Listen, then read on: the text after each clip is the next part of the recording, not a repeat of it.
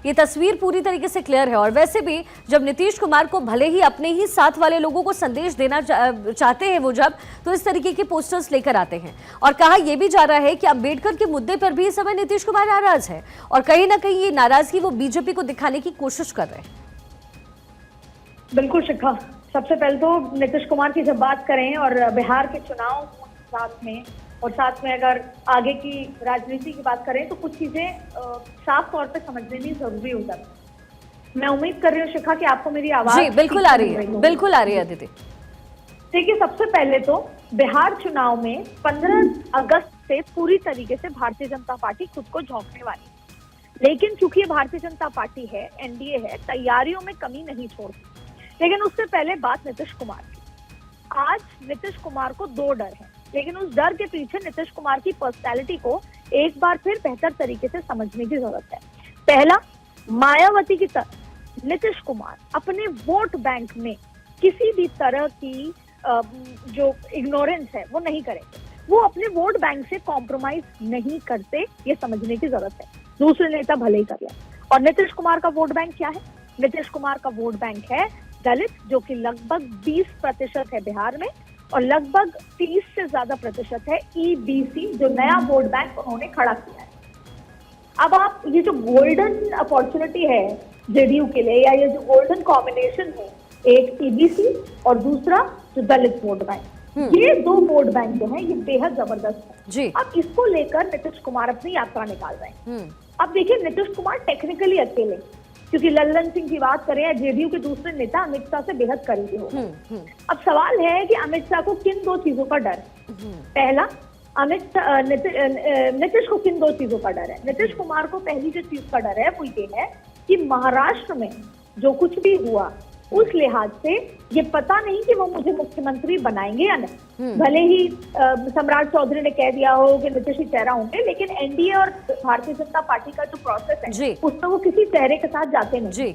और उसके बाद फिर घटक दल तय करता है कि कौन बनता। और अगर बीजेपी बड़े भाई की भूमिका में आती है तो जाहिर तौर पर ये कंफर्म नहीं कि नीतीश ही बनेंगे। दूसरी बड़ी बात है, नीतीश अनप्रिडिक्टेबल।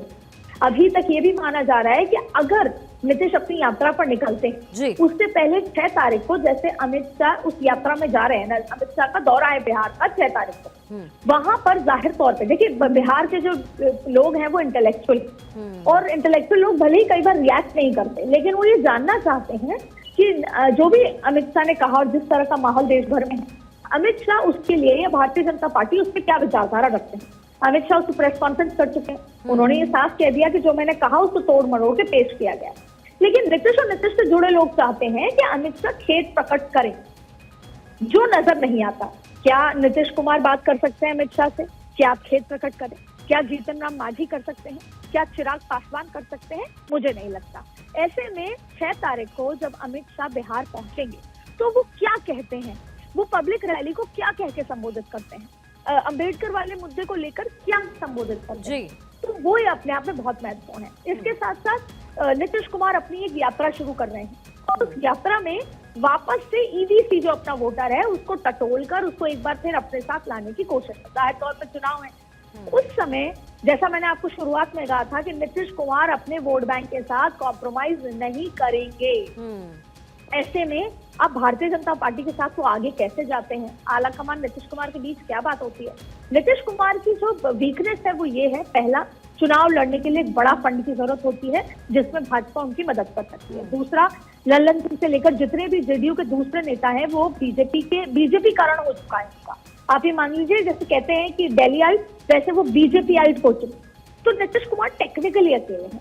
दूसरी बड़ी बात है, जो सूत्र तो यहाँ तक बता रहे हैं कि अगर नीतीश कुमार ऐसा कुछ सोच रहे हैं जिसके लिए उनको पलटू राम कहा जाता है, चुनाव से पहले अपने वोट बैंक को ये बताने के लिए कि मैं उनके साथ एसोसिएट नहीं होऊंगा जो अंबेडकर जी को के ऊपर सवाल खड़ा करते हैं या डिसरिस्पेक्ट करते हैं, तो क्या वो इंडिया गठबंधन के साथ जा सकते हैं? तो ऐसे में खुद भारतीय जनता पार्टी शरद पवार, उद्धव ठाकरे से पर्दे के पीछे कहीं ना कहीं बातचीत कर रही है। इस तरह की चर्चाएं जो है मार्केट में तेज हो चुकी हैं। तो जाहिर तौर पे बिहार का चुनाव है, वहां पर ओबीसी वोट बैंक, दलित वोट बैंक, ओबीसी जिसपे आरजेडी का बहुत फोकस रहता है, लालू यादव का, दलित वोट बैंक, अति पिछड़ा वोट बैंक, ये सारे वोट बैंक बहुत महत्वपूर्ण है और कहीं ना कहीं अंबेडकर जी जी। का सेंटिमेंट बहुत ज्यादा, जो विचारधारा बहुत ज्यादा हावी है। तो ऐसे में बिहार की राजनीति गर्मा गई है, बहुत तेज है, और बिहार की राजनीति से जुड़े महाराष्ट्र से जी। लेकर अब तक हर बातों का कॉम्बिनेशन, जिसे बोलते हैं परमुटेशन जी। कॉम्बिनेशन, बिठाया जा रहा है। और वैसे भी सियासी टेम्परेचर को अदिति नीतीश कुमार से बेहतर